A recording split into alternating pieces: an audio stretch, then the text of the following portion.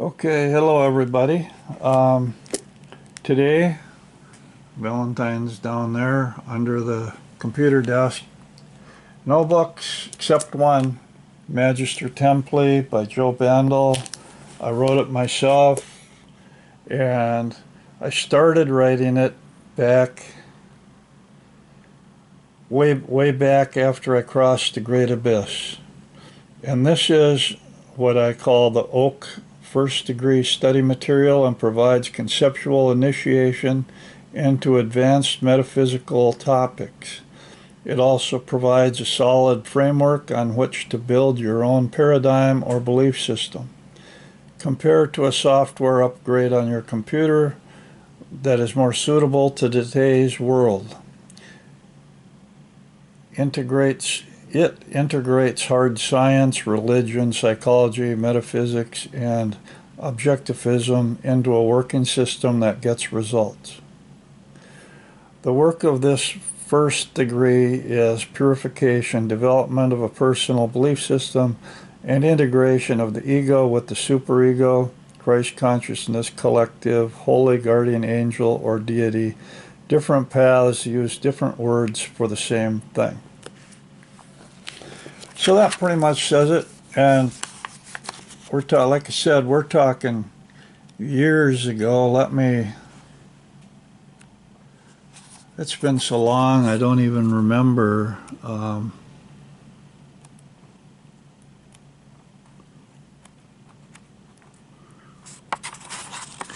Okay, copyright 2007.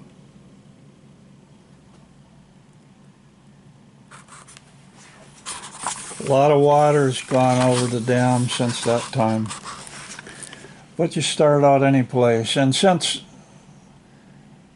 that was 2007, but I crossed the Great Abyss back in 91. So this stuff really has been kind of cooking and simmering for a long time. And in fact, over the years, there's two books that have came out. This one, Magister Templi, and Modern Survivalism, which I will do next.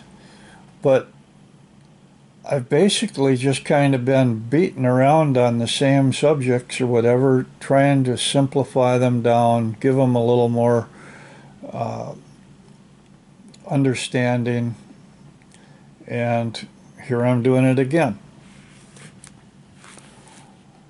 But somehow what I've done all my life is I've tried to find what I call self-evident truth. Self-evident truth is not something that you arrive at through logic and reason. Self-evident truth just stares in your face and you can't really avoid it. Now, as a writer, I've always had a kind of a problem in that a lot of times when people they try to write, they write too much. Their word count, they're not concise enough. And I'm just the opposite. In other words, I don't say enough. So with all of these concepts and things like that, what I've really got to do is I've really got to go through and expand on them rather than just kind of make bullet statements out of them. But in this book, we're going to see that. Okay, let's go through the table of contents here. Part 1, duality. Duality the male, duality the female, duality sexual alchemy. This is an example, and what I did in that was duality the male represents the soul development, if you will, as recognized in the mystery schools. Now, you've seen a lot of the books I have, a lot of the resources. What I've tried to do is condense everything down simplify it out, and pick out the gems. Okay, duality of the female supposes just the opposite type of soul development and soul growth. And duality sexual alchemy is what happens when they are joined together and combined. We will touch upon some of these during this video. But here's part 2, meditation, the Oak Energy Ball meditation. Way back then, I was doing it back when I was in Phoenix, as I've mentioned. Part 3, alternate science, chaos theory, spiritual light in the 7 seals, nothing but motion, the evolution of life, the boundary between physical and astral, magical power and bions. Part 4, the astral planes, the atom, the soul fragments, spiritual planes, the mental planes, the emotional planes, the etheric double, the shadow and the holy guardian angel, spiritual planes and magical planes again. Part 5, a book of shadows, magic, mystery, and madness, oak, magical training, life energy, sexual energy, magical energy, curses and blessings, the soul of humanity, the suggestive universe, left hand versus right hand paths, the fetch, thought forms and secondary personalities, submission to the holy guardian angel, submission to the shadow, priest, ruler, warrior, and healer, the ego, anima, and animus. Part 6, initiation. First degree magical initiation, second degree magical initiation, third degree magical initiation, fourth degree magical initiation, fifth degree magical initiation, and so on through 10. And each of those really means a chakra center or a power center, just like the Kabbalah has 10 Sephiroth. That's what I was getting at, because the way that I think of oak right now, there is only 3 initiations, just like true Freemasonry and Wicca, which has the 3 initiations. So again, I wrote this so long ago that I've modified, simplified, and added. I know a lot more now than I did then. Part 7, Wheel of the Year, the lunar cycle, the solar cycle. And Part 8, Appendix, the astral planes, select bibliography. So as you can see, it's pretty comprehensive. Oak, if you wanted to know, is called the Order of Anarchistic Knights. By that, what I'm talking about is that it's designed not to have one person, like it's not designed to be a pyramid. Everybody's meant to go their own path, do the best that they can. Let's see what I wrote way back then. I don't even remember this. But Oak is a modern-day mystery school that has teachings adapted and appropriate for modern humanity. It is a magical order devoted to the empowerment of the human race and to the establishment of magic in its most simple and primal form, pure energy and pure power. Basically, it's a mystery school for the root chakra, kind of a shaman type thing. Oak is based on chaos theory and results. This knowledge and power is freely given to all and is believed to be the fastest and safest way of magical development possible at this time. As a person works through all 3 degrees of self-empowerment, they will learn to understand the benefits of physical initiation, and it is hoped that all anarchist knights will choose to link energies when possible through physical initiations. There are striking similarities between this tradition and the commonly observed Wiccan tradition. Any student of the Wiccan or pagan path will find much of interest here. Magister Templi has been reorganized into a 260-page book that is available as an ebook download or a quality paperback. The entire book will continue to be published online as a blog with weekly installments. I've posted all of this. In fact, you can find it all over the internet someplace. Essays will be presented in their entirety unless they are over 6 pages in length. There will be more information than ever before, and it will be presented in a more organized manner for ease of understanding. This represents the Oak first degree study and will provide conceptual initiation into advanced metaphysical topics. It will also provide a solid framework on which to build your own paradigm or belief system. Compare it to a software upgrade on your computer that is more suitable for today's world. It integrates hard science, religion, psychology, metaphysics, and objectivism into a working system that gets results. So that's basically what I said on the back page. Let's go. Well, I haven't read any of this for years. Magister Templi is meant to complement the Oak first degree initiation. The first degree initiation is a physical initiation that creates a magical link and energy exchange between members. Physical initiation and membership in a community is an important part of self-empowerment. It is also a life choice. Now, actually, initiation in the first degree is simply the first energy ball exercise where you're actually combining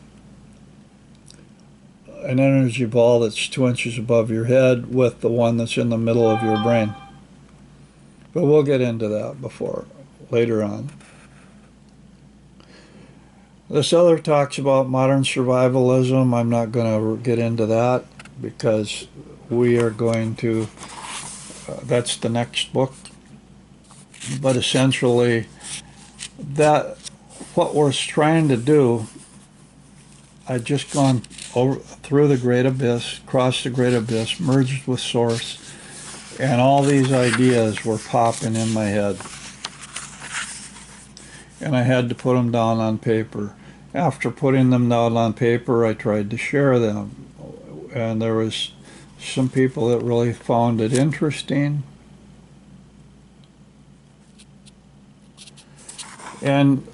But there's so much out there that it's kind of like, oh, well, who do you think you are? And the other thing is I never pushed it, because after a while,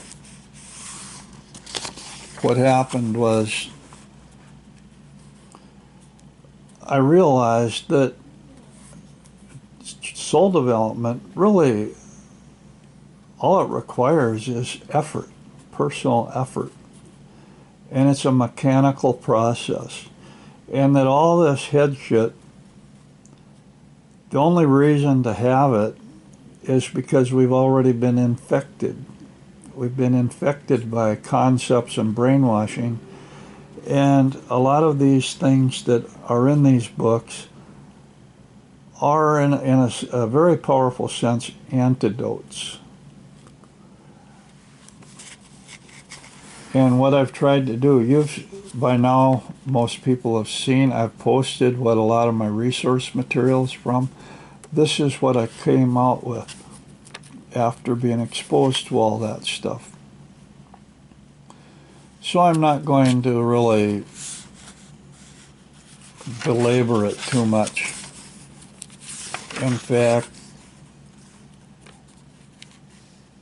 it goes through the basic degrees of soul development, and I'm using, it says like practicus degree.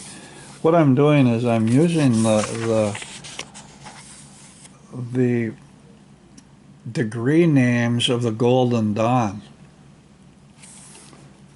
And it kind of shows, well, after the summer solstice, I am going to once more be going over these things and expounding on them and explaining them.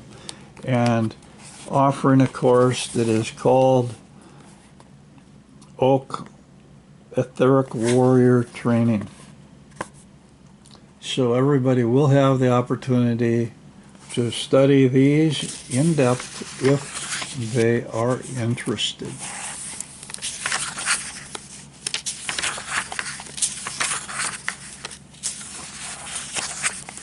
There's duality of the female, and you will find all of these online as well, because I've shared all that stuff, but I'm going to be sharing it again. What happens is I got tired of it even. The Oak Energy Ball meditation, many are familiar with that by now, but I've advanced that to group meditations, to portal meditations. This was the basic meditation that I started out with. Alternate science, chaos theory. We'll just go over a few things here, or just God, Goddess is beyond human comprehension. Any supreme being is by definition infinite and in the truest sense unknowable. It is a waste of time and energy to pursue infinite regression type questions such as the nature of God or Goddess. Theological debates such as how many angels can fit on the end of a pin have been around for centuries. They effectively render a person harmless and passive while allowing the cynics positions of advantage throughout society. If a personal relationship with God or Goddess is desired, it will be found through prayer and meditation and not through inspired writings, doctrines, or organized religious movements. God or Goddess will speak through our hearts and through our conscience if we will listen. You can see or sense neotech coming out in a couple of these here. Short and sweet. For example, there is no proof of life after death. We can argue until doomsday about what happens when we die, and it will not change the way it really is. Just because we believe in heaven or hell doesn't mean they really exist. We have no way of knowing until we experience it ourselves. If we have a personal relationship with God or Goddess, it doesn't matter what happens after we die. There is evidence that self-awareness requires both a soul body and a physical body.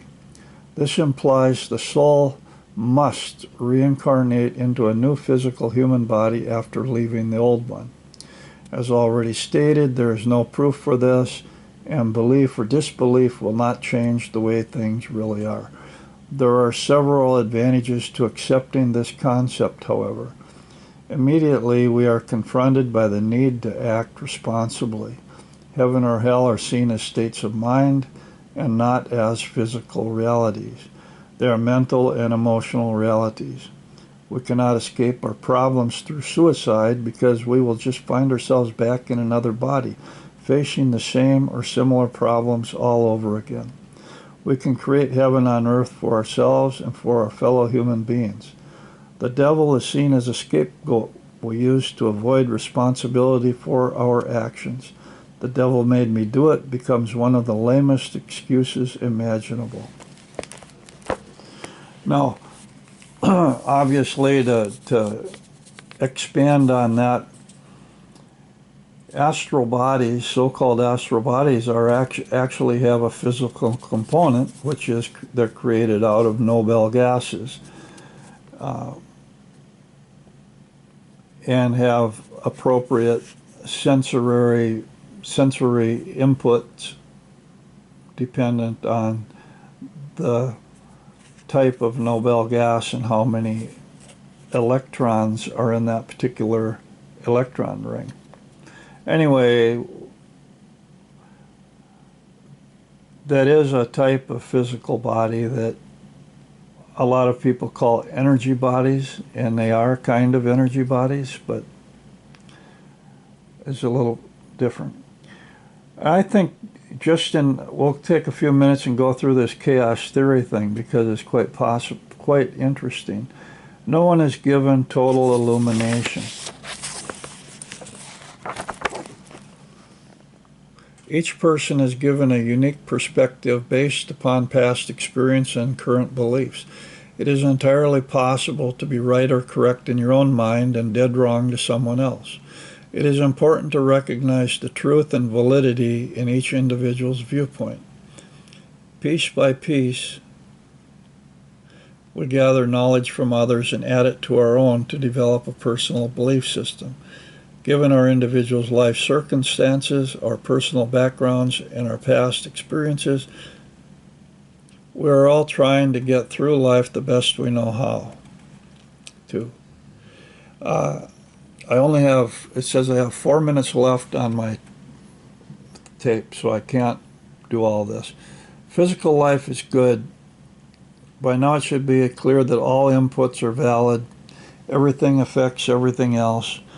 A progressive energy system will reach a critical stage where it becomes chaotic. Then it will change state and become a new type of energy system that is stable. These are all concepts, basic concepts of chaos theory. All inputs are valid. The most important thing to understand is that energies and stresses will grow into a chaotic and almost intolerable level before they change into a new form and become stable once more. It is the stress of living that causes growth and quantum leaps and development of the soul in a purely mechanical manner. So I'm running out of time here, but that gives a sample of what we're doing. And after the summer solstice, I am going to be coming out with a course that's going to be dealing with oak warrior, etheric warrior training that's going to be covering a lot of these things. Or you can get the book. Okay, thank you. Bye.